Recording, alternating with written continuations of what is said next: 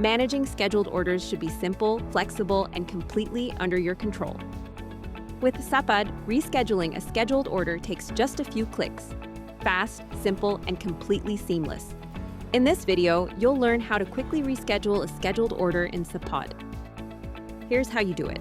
On your Sapaad dashboard, go to the Delivery Manager, then Home Deliveries, and click Scheduled. You'll see a list of all upcoming scheduled orders. Find the order you want to change and click on the order number. Then select Reschedule. Now enter the new delivery date and time. Once you've made the changes, click Confirm Schedule. A confirmation pop-up will appear with the new scheduled time. Click OK to continue. And there you have it. You've successfully learned how to reschedule your scheduled order. Need to place future orders in Sapaad CRM? Check out our other tutorials on Sapaad Academy.